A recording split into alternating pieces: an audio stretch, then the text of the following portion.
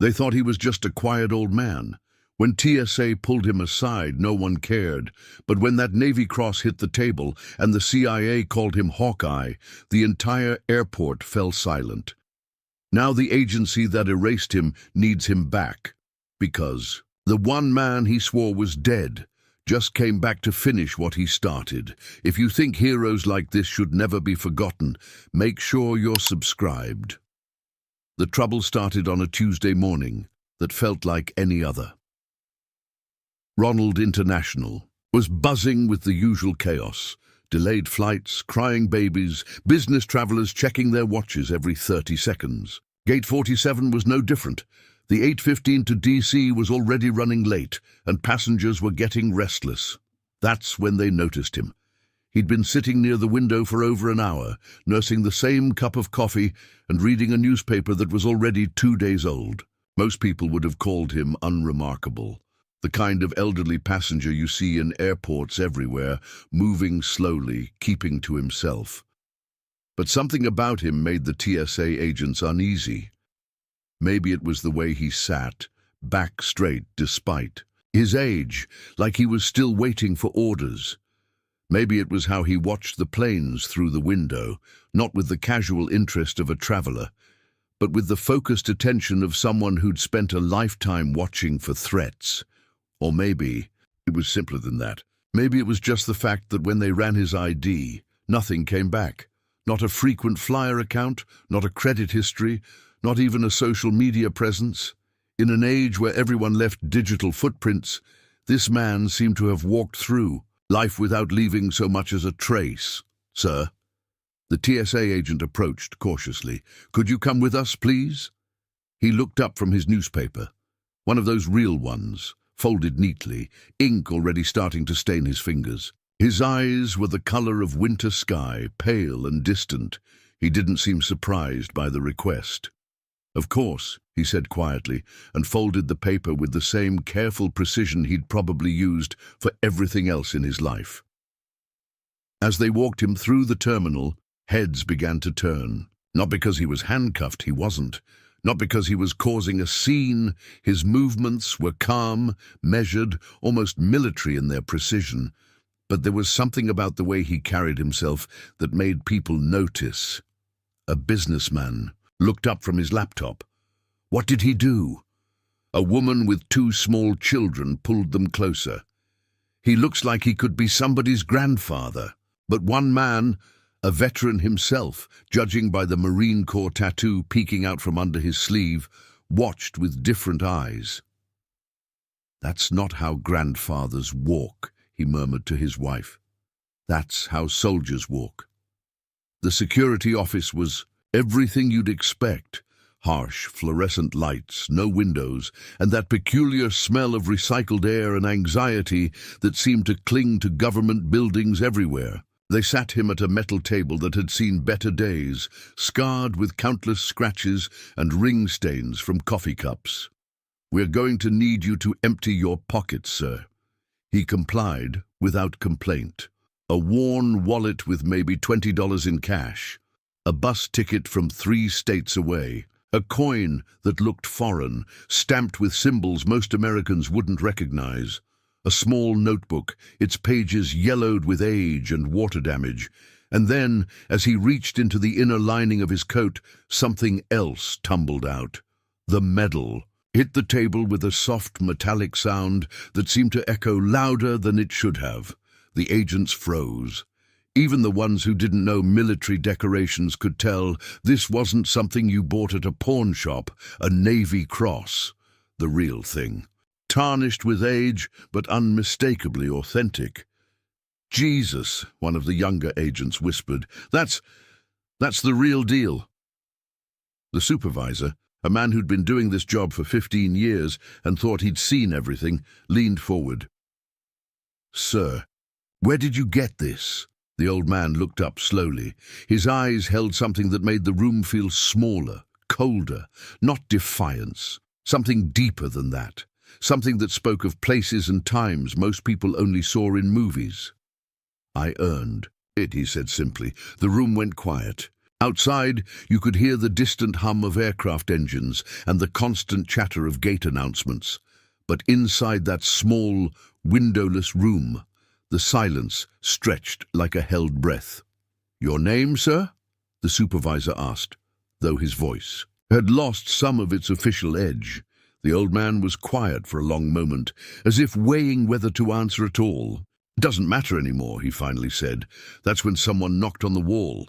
Not the door, the wall, from the outside." Through the small window, they could see a black SUV had somehow made its way onto the restricted tarmac. 3 men in dark suits were stepping out, moving with the kind of purposeful urgency that made everyone nervous. The first man didn't wait for permission. He opened the door himself, his eyes scanning the room until they found what he was looking for. "Where is he?" The voice cut through the tension like a blade. The TSA supervisor straightened. "Sir, you can't just... Who are you exactly?" But the man wasn't looking at him. He was staring directly at the old man sitting at the metal table, and then he said one word that changed everything. "Hawkeye." The temperature in the room seemed to drop 10 degrees. The old man's head tilted slightly, like a predator recognizing a familiar scent.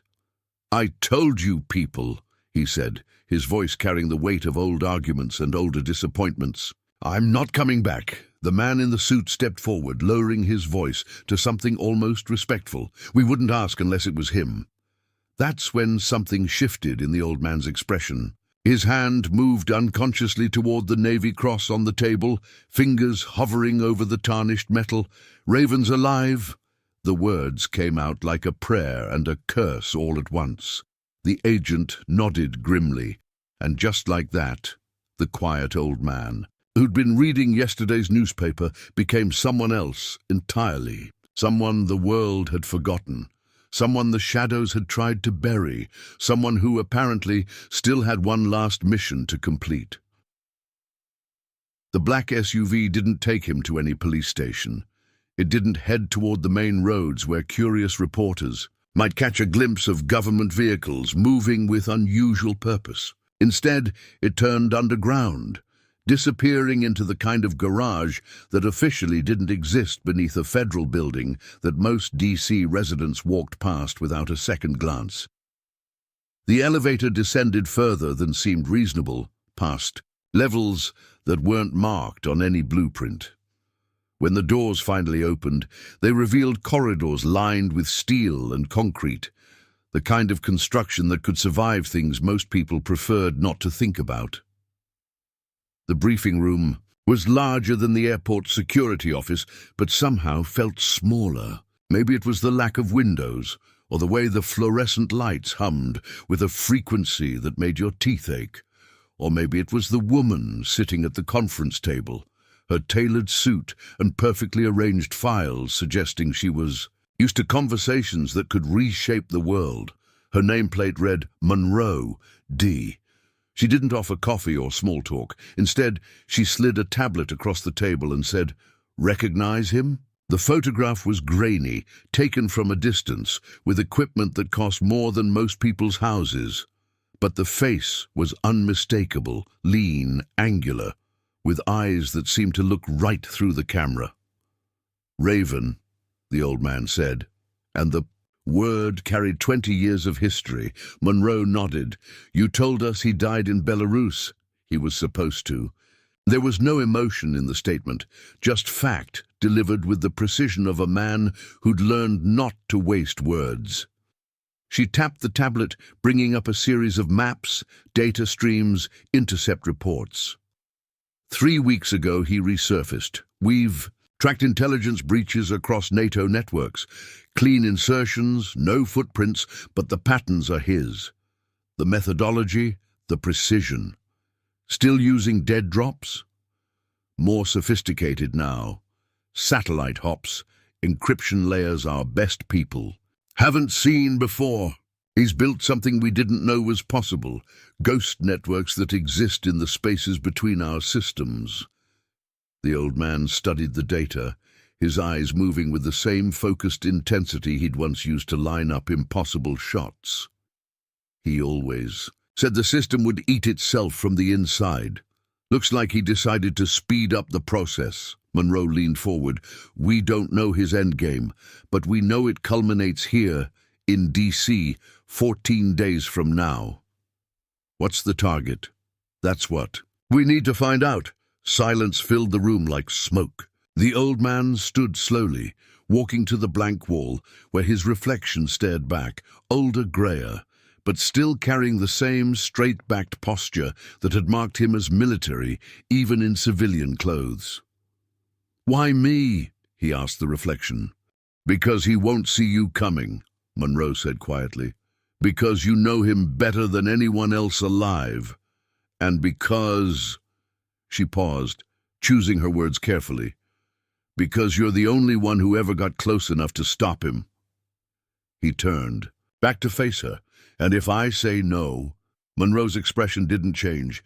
Then in 2 weeks, we find out what happens when the most dangerous man we ever trained decides to remind the world that he exists. The old man looked at the photograph again, at the face of someone who'd once been a partner, then an enemy, and finally a ghost that haunted the classified margins of history.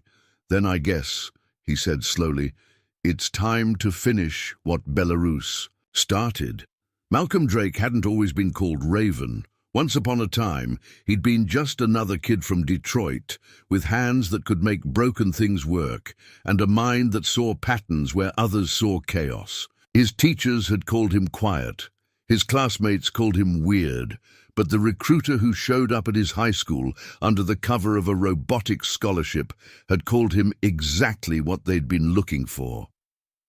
By the time he was 25, Drake had become something else entirely. He'd walked through Moscow's underground markets without leaving a single photograph. He'd dismantled a cartel's communication network from a hotel room in Caracas, and the local authorities still hadn't figured out how their encrypted radios had turned against them. He moved through the world like smoke, touching everything and leaving no trace. The codename came after Tehran, when he'd intercepted a hostile drone feed mid-operation and turned the enemy's own surveillance against them. After that, everyone called him Raven, the bird that sees everything, remembers everything, and speaks only when it chooses to. In the classified world, you don't choose your legends. They choose you. Hawkeye had worked with him exactly twice. The second time was Belarus, and it was supposed to be their last mission together. It was meant to be simple: extract a defector carrying intelligence that could prevent a war everyone knew was coming. The kind of operation they'd run a dozen times before, smooth and clean and forgotten by morning, except the defector had never existed. The intelligence was bait, and somewhere in the forests outside Minsk, everything went wrong in ways that still gave Hawkeye nightmares on quiet nights. He remembered the moment their extraction window collapsed under artillery fire that came from directions that shouldn't have had artillery. He remembered the way their communications went dead at exactly the wrong moment, and how Raven had simply vanished for 6 hours without explanation or apology. When Raven returned, he was bleeding from wounds he wouldn't explain, carrying data that hadn't been part of their mission parameters. They'd made it out, barely, but the defector was dead, along with 2 other agents who'd been depending on intelligence that had never been real. After the debrief, Raven had walked out of the safe house and never returned. They'd told Hawkeye. He was disavowed, killed in action, unofficially. The files were sealed, the operation was forgotten, and everyone involved was reassigned to places where they wouldn't ask inconvenient questions. But Hawkeye had always wondered. There'd been no body, no confirmation, just the kind of bureaucratic silence that usually meant someone important had decided the truth was too complicated to admit. Now, in this windowless room beneath the Capitol, Monroe was showing him exactly how complicated the truth had become. The holographic display lit up the room with a constellation of data points, intercept locations, network breaches, intelligence compromises that stretched across 3 continents. It looked like a map of digital war, with lines connecting targets that seemed random until you looked closer. Since resurfacing, Raven's been operating through assets we thought were contained, Monroe explained. Defectors in witness protection, agents we'd flagged as compromised. He's built a network using people who officially don't exist. Hawkeye studied the pattern. This isn't revenge. This is architecture. Exactly. He's not destroying infrastructure. He's colonizing it. Power grids, satellite uplinks, secure communications, but not to shut them down, to listen, building leverage, or something worse. She swiped to another display, a timeline showing the escalation of activities, all leading to a single 2 weeks in the future. There's something else, Monroe said quietly. She brought up a video feed, low resolution and grainy, shot from a long-range surveillance camera. It showed a figure in civilian clothes standing near a memorial wall in Arlington National Cemetery.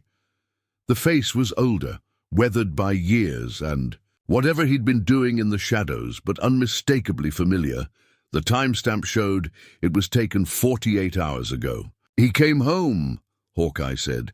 Why there? Monroe asked the question, but Hawkeye already knew the answer, because you don't go to Arlington unless you're visiting someone specific, someone who mattered enough to risk exposure, someone whose memory was worth more than operational security, and there was only one person both he and Raven had lost in Belarus. Only one grave that would draw them both back to the place where their war had officially ended. He's not just finishing the mission, Hawkeye said quietly. He's keeping a promise. The thing about tracking a ghost is that you don't follow the ghost. You follow the spaces where the ghost used to be.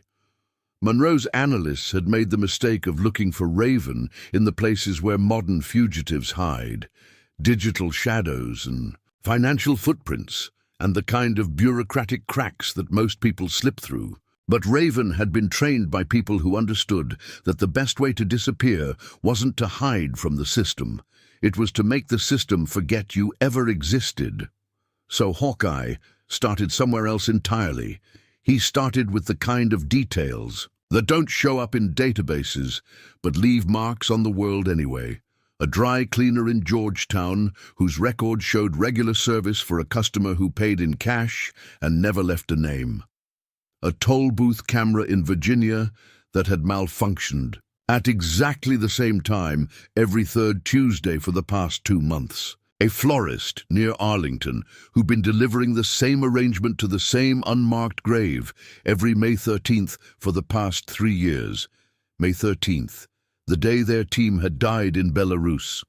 That's where Hawkeye set up his surveillance, in the shadows of Arlington National Cemetery, on a night when the moon was dark and the only sounds were the distant hum of traffic and the whisper of wind through the trees. He'd chosen a position on a small rise overlooking Section 60, where the newer graves held the men and women who died in wars most Americans had already forgotten. It was the kind of place where someone could visit without drawing attention, where grief was expected and silence was respected. He waited for 4 hours, patience learned through decades of watching and waiting in places where moving too soon meant not moving again.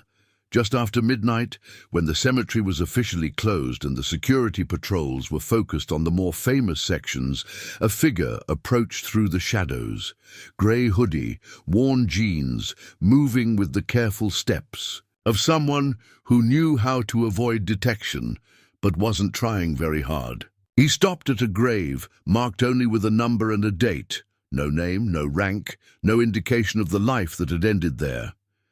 Through the scope of binoculars that had seen service in places he couldn't officially remember, Hawkeye watched as the figure stood in silence for exactly 23 minutes. Not 22, not 24, 23 minutes, like he was following some internal protocol that mattered only to him. Then the figure reached into his pocket and placed something small on the grave. A coin, foreign, with markings that would mean nothing to most people. but everything to someone who'd been there when the world ended in a forest outside Minsk. The same kind of coin Hawkeye had carried in his own pocket for 20 years. When the figure turned to leave, the streetlight caught his face for just a moment. Older, thinner, marked by years of whatever he'd been doing in the spaces between the world's attention, but unmistakably Raven. The trail led through the back streets of Georgetown, past embassies that looked like mansions, and mansions that were probably embassies. Raven moved like someone who had nowhere urgent to be, but knew exactly where he was going. The kind of purposeful aimlessness that meant he was either very confident or very careful. Probably both. He stopped at a bakery that should have been closed, its windows dark, except for a faint blue glow that flickered like candlelight, but was probably something more electronic. The kind of glow that came from screens and servers and the digital heartbeat of information moving through networks that weren't supposed to exist.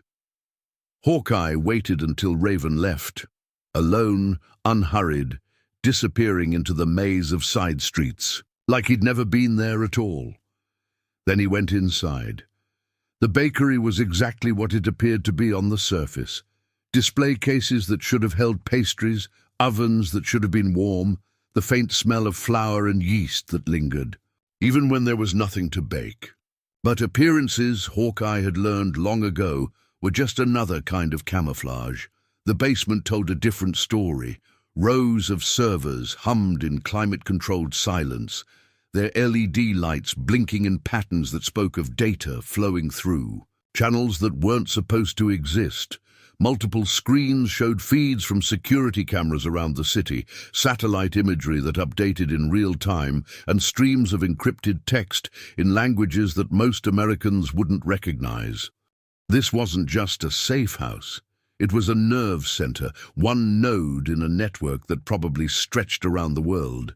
And there, on a dusty table near the exit, was a notebook.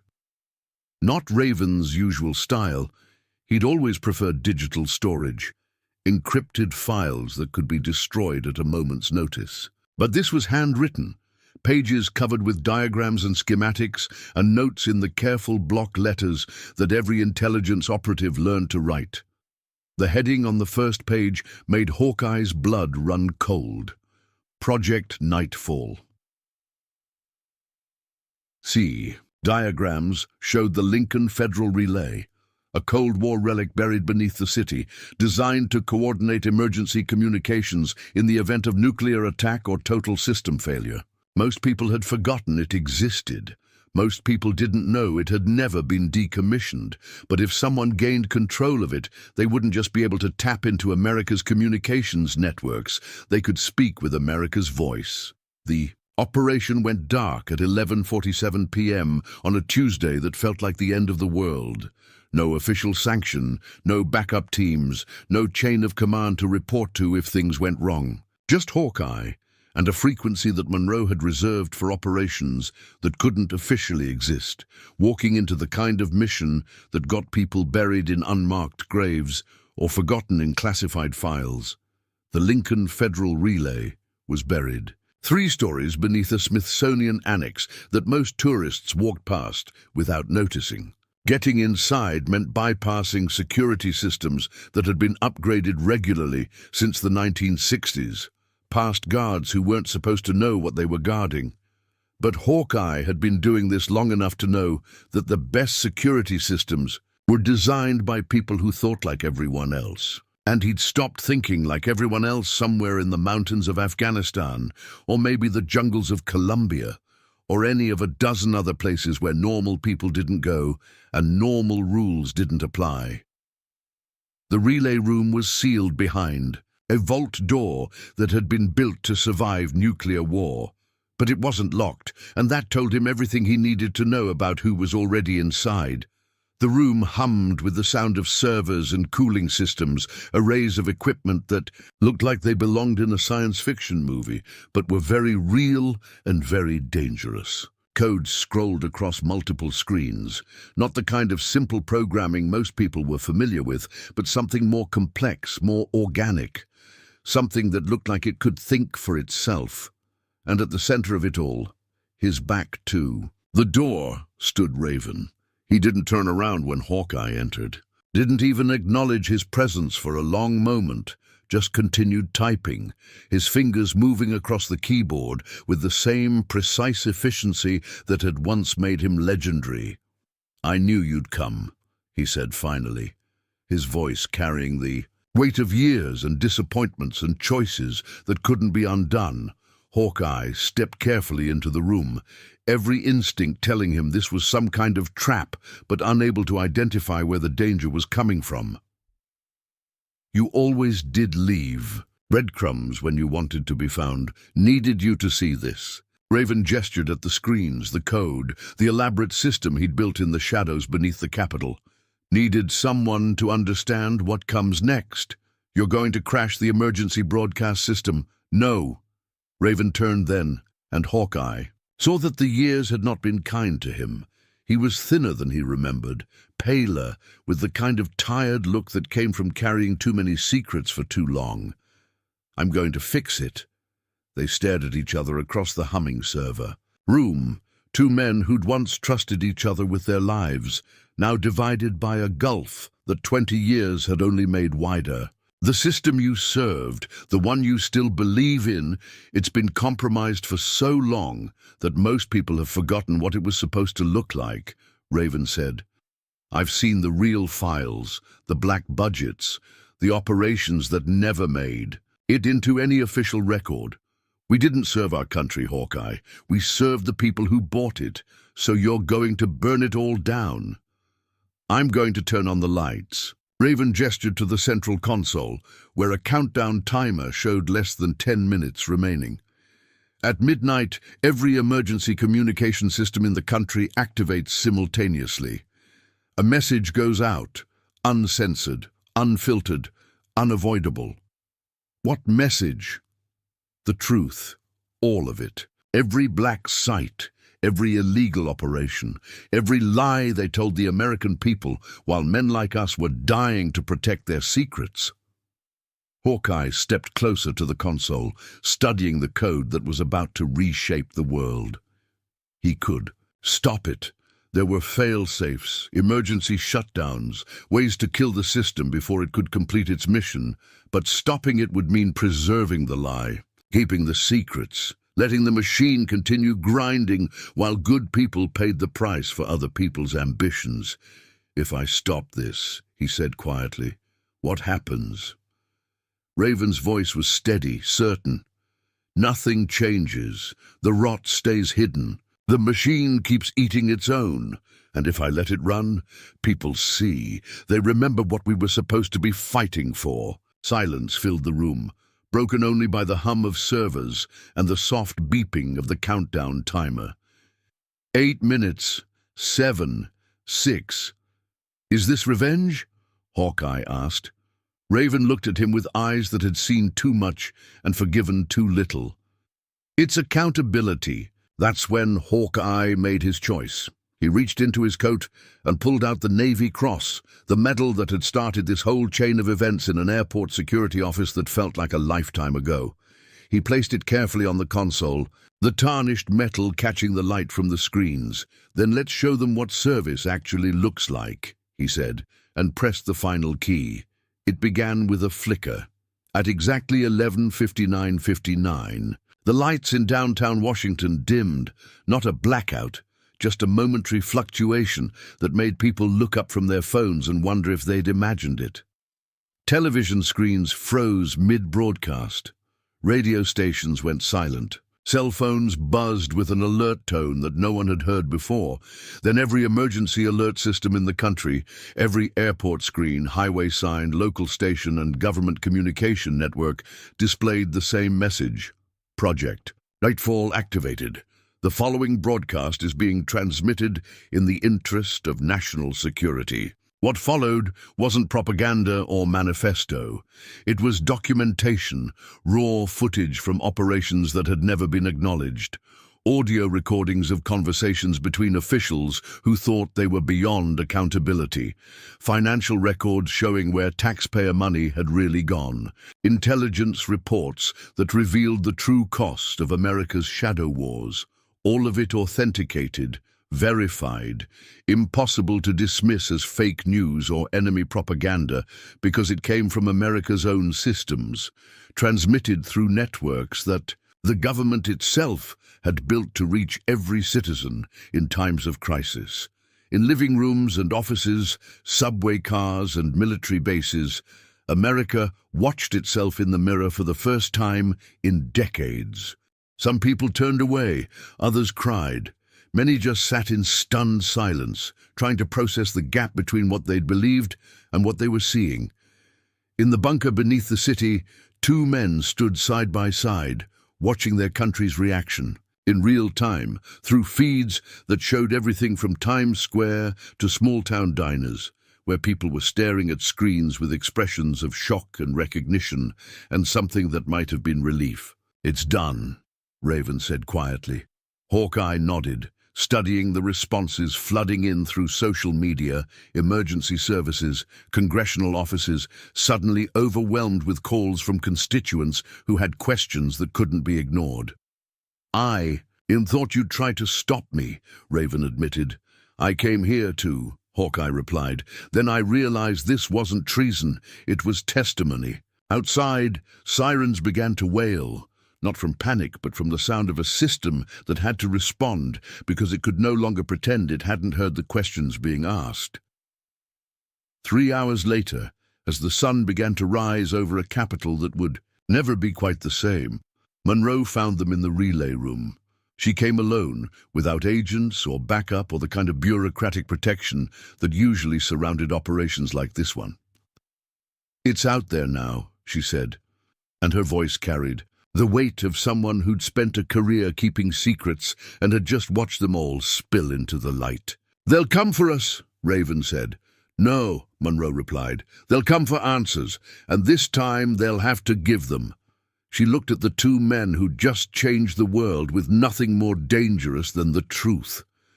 "You could disappear. Again, both of you. New identities, new lives, somewhere far from here."